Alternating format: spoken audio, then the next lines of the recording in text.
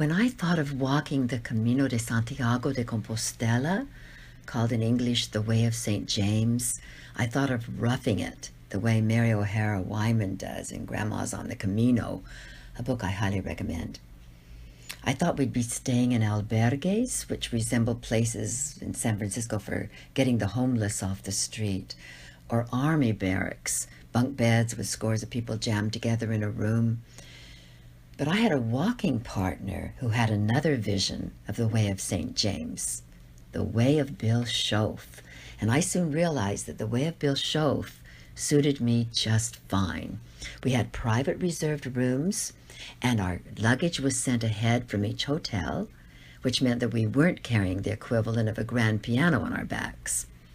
We weren't really roughing it. We were just walking, which is my favorite sport and the only one I'm at all good at, though I wasn't all that good. I am also grateful to the Way of Bill Shoaf because my walking partner nixed my idea of arriving in northern Spain just in time for the Camino. He said that would leave me with jet lag, so we allowed 10 days to get over jet lag, and in the process we stayed in Bilbao, San Sebastian, Oviedo, and León, all beautiful places and ones I'd never seen before. Bill rented a car, which is something he's bravely done in several countries: Switzerland, Portugal, the Netherlands, Denmark, Sweden, Germany, Austria, etc. You may know that there's a pilgrim certificate, sort of like a passport, and when we soi-disant pilgrims pass through a tavern in town, we get it stamped. I thought there should be a driver's passport, so Bill could get stamped by Avis in Spain, Hertz in Italy, or whatever. Imagine having a passport that looks like this. I did make another kind of passport, which I'll talk about later. But getting back to Bill, he quipped that his way of traveling was from Michelin-starred restaurant to Michelin-starred restaurant. So he was really interested in a comment a former boyfriend made to me back in the 1970s when he saw my collection of matchbooks and matchboxes from restaurants. "Tina, you shouldn't be collecting matches. You should be collecting waiters." When I commented that going from Michelin-starred restaurant to Michelin-starred restaurant would keep us from ever meeting the people in the country who couldn't afford to eat in such places, Bill said, "We'll meet the waiters. They're the people of the country." We did meet the people, even beyond the servers, because we asked directions a lot, and the people of the country were always very kind about helping us out. Here are some of the places and the waiters the directors helped us get to in Bilbao, San Sebastian, Oviedo, León, Astorga, and Ponferrada.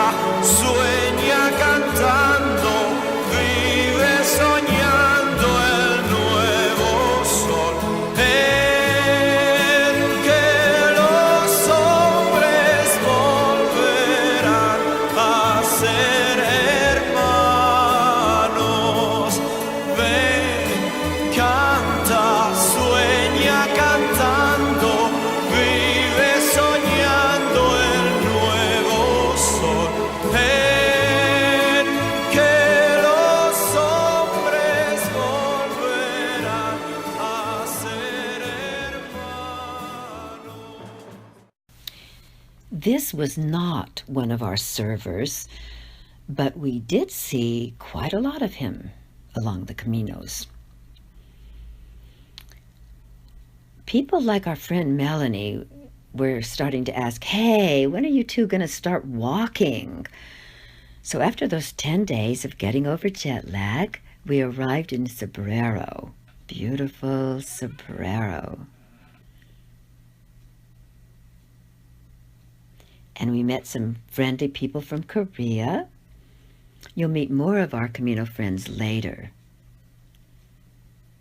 We saw the famous scallop shells that lead the way to Santiago de Compostela. I followed them, and they led me right into the gift shop. There are also yellow arrows leading the way to the true path, not necessarily the gift shop. And later, we'd meet a woman whose headdress seemed to be pointing the way.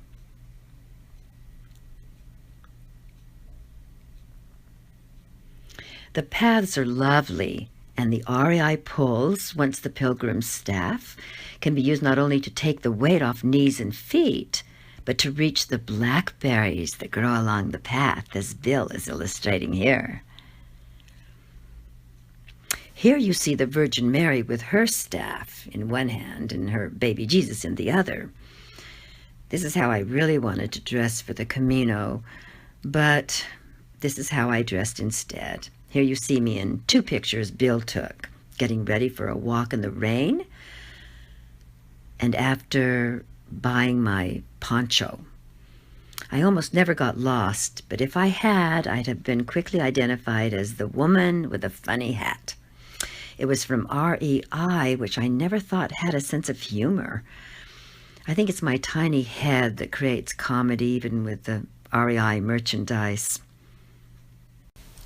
Here you can see how Sombrero ceases to exist once we've left it, disappearing a bit less romantically than Brigadoon. Here are some places we saw as we went wandering along the mountain track with our knapsack on our back. I love to go wandering along the mountain track, and as I go I love to sing my knapsack on my back. Marie,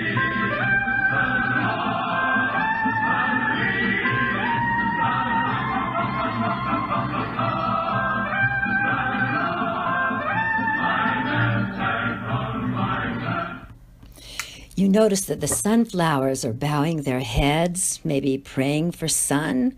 Sometimes we did that too. The Koreans we met earlier were beginning in Saria, 10 miles closer to Santiago. So after we'd come almost 6,000 miles to walk with people from all over the world, the very first people we met on the path from Sombrero to Triacastela were from San Anselmo, 19 miles north of San Francisco. But they were a very nice couple, Paul and Mary Beth. Here you can see them with Bill toasting with gazpacho. Our second day out, walking from Triacastela to Saria, a friendly woman named Therese greeted us in French, and I think she challenged Bill to a duel with her walking stick. And we soon got to put our French to use with her and her friends and walking companions Nadine and Claude, wonderful people. Here Nadine and I are on the path from Arsua to Labacoya, I think Labacoya, close to the end of our walk. Earlier, after we'd arrived in Puerto Marin from Saria, we had one of the most memorable hours of our trip in a laundry room at the Hotel Villa Jardín while we were waiting for a clothes dryer. It had been a very wet day, and a woman from Australia, another from Denmark, an actor named John Charles from New York City, and another John from New Jersey who'd recently participated in a bicycle run to raise funds for cancer. There was also a Spaniard who told us he was on the Camino with his teenage son Alberto. So we all bonded there in the laundry room. So be sure to get soaked in the rain so you too can have this experience. Bill and I later spotted Fernando with his son Alberto out on the plaza, and Alberto was wearing a Grease t-shirt, something close to my heart, because a close friend of mine was in the original cast of the musical back in 1972. The cast had its 40th anniversary just 4 years before our walk.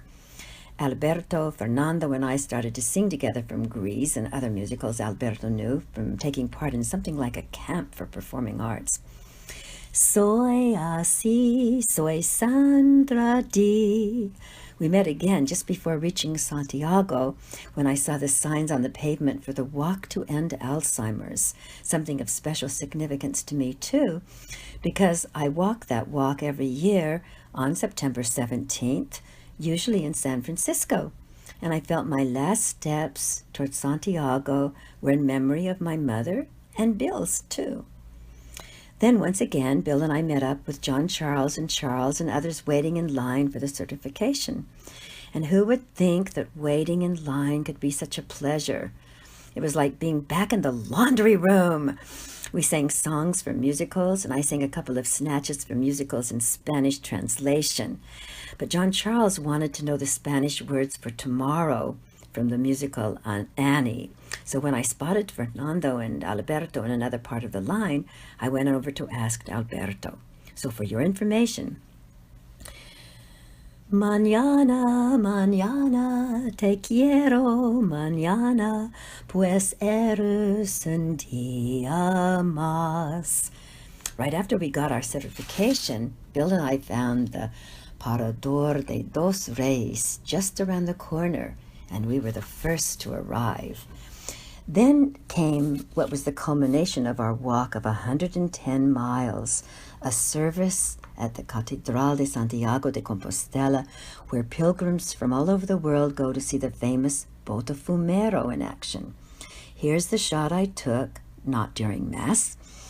The Botafumeiro looks a little bit like my samovar, but the Botafumeira is filled with incense and swings, which my samovar isn't and doesn't. There was also some beautiful singing. I think it might have been by Sister Maria Asuncion, who's never recorded commercially, but she's on YouTube. And I mustn't forget to mention the gondola, Spain's own gondola, as Bill puts it. Here it is. I also want to say that I love the very idea of a pilgrimage, a walk with a purpose or towards an ideal with every step. And as Emerson said, beauty is its own excuse for being. So there was plenty of that. Maybe you've heard of the Reconciliation Walk, retracing the route of the First Crusade, and the people go asking for forgiveness from the Jews and Muslims and Eastern Christians that their ancestors persecuted and killed in the name of religion. We could make a pilgrimage to the San Francisco airport and apologize there. But I did have another purpose making this trip of discovery along the Camino and Caminos that don't have the capital C, and that will be the focus of another video, my plate-to-plate pilgrimage. But in closing this first video of our walk, I want to go back to thank people back here at home who helped us get ready and cheered us on. And Bill, you of course are among them. First, our leader. Bill and Tom hosted a wonderful dinner for some friends who'd already made the pilgrimage. Valerie and Leo, who gave Bill and me each a copy of The Art of Pilgrimage, a book I read every day, or read every day during and before the pilgrimage. Nicole, and two people we met for the very first time, Mary and Larry Wyman. Mary is the author of Grandma's on the Camino, the book I recommended earlier. Tom made an incredible vegan paella, and we shared other good food. Janet Fowler joined Bill and me on some of our pre-Camino walks in San Francisco, including one from Castro and Market to Golden Gate, across the Golden Gate Bridge and on to Sausalito. Chew and View friends toasted our path. Jana lent me Le Pèlerin and gave me socks, and Elma, who did the Camino on the spur of the moment before we went, helped me pack when she got back. My mentor and lovely Libby, you'll hear more about her when I take you on a pilgrimage plate to plate. So, hasta la próxima, and as they say on the Camino, and we're all on a Camino, buen viaje.